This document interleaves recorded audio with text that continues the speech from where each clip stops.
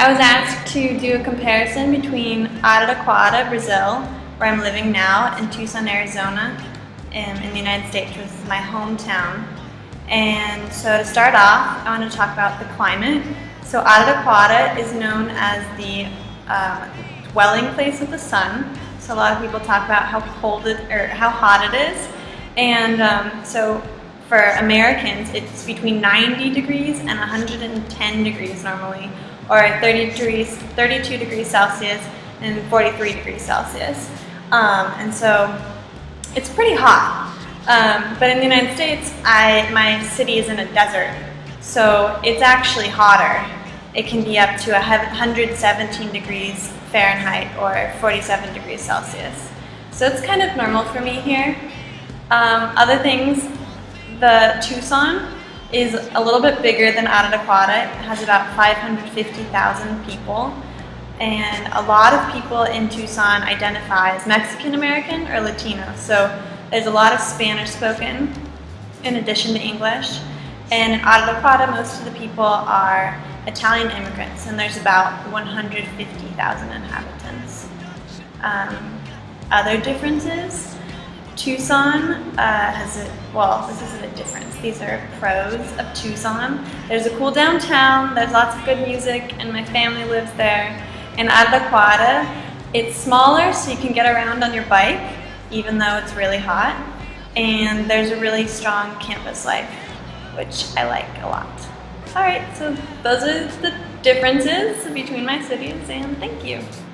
Hi everybody, my name is Patrick. I live and work in Rio de Janeiro, Brazil, and I lived most of my adult life in the US in Washington, D.C. D.C. is the national capital, so it's kind of similar to Brasilia. Most people in D.C. work in some way for the government or for nonprofits or someone who does government work.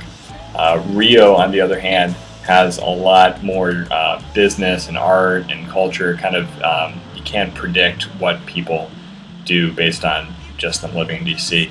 Both Rio and DC are famous for having terrible traffic. DC has some of the worst traffic in the US, and both have great metro systems.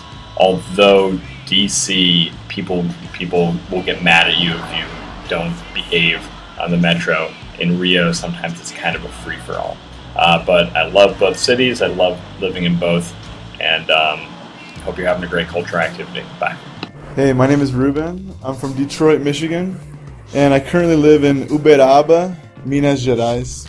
And the biggest difference between my city and this Brazilian city is probably the temperature. Not very cultural, but the temperature in Michigan, it varies a lot. There's lots of different seasons, 4 to be exact. And Uberaba is hot pretty much all year round. You get a lot of variety of food. Uberaba is pretty plain when it comes to food. Sorry, Uberaba. Food's good, just not a lot of variety. You know what I mean? There's a lot more to do at night. Detroit is awesome. Thank you.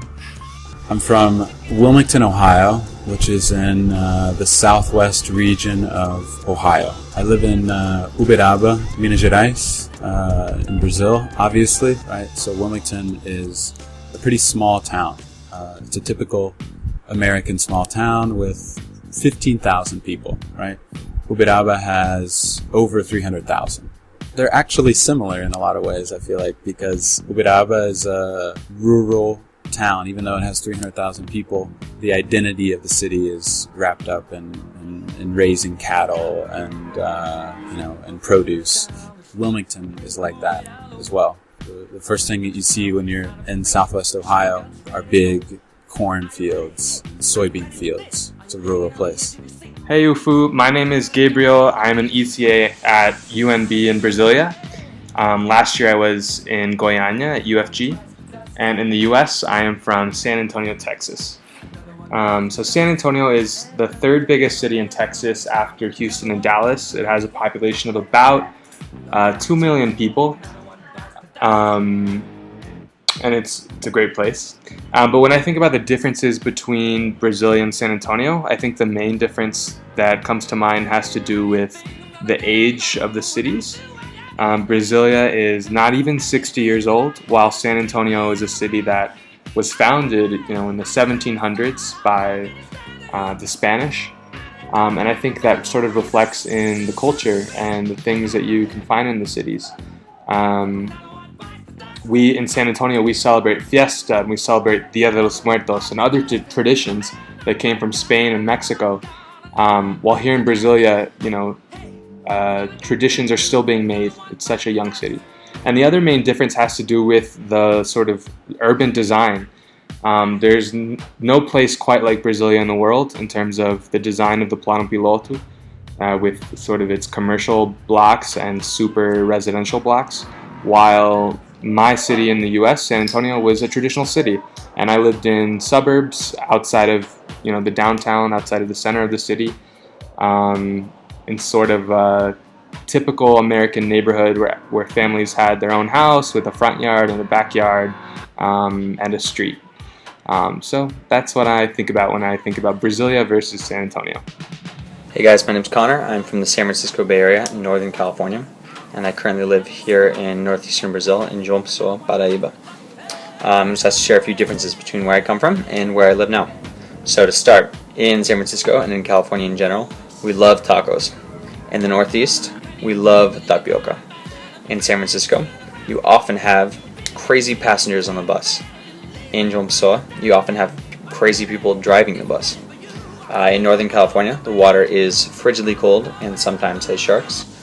In northeastern Brazil, the water is blissfully warm and almost never has sharks unless you're in Recife. And, it's just one of many reasons that Paraíba is better than Pernambuco. San Francisco has a population of about 850,000 people. João Pessoa is a little bit smaller at 750,000, but feels much smaller, kind of like a small town. San Francisco is on a peninsula across from Oakland, another big city. João Pessoa is also on a peninsula, but it's across from a bunch of sleepy fishing villages and the Mata Atlântica. San Francisco has dozens of different types of ethnic cuisines. João Pessoa has dozens of different ways that you can serve rice, beans, and goat. At college in California, you might see squirrels while walking across campus.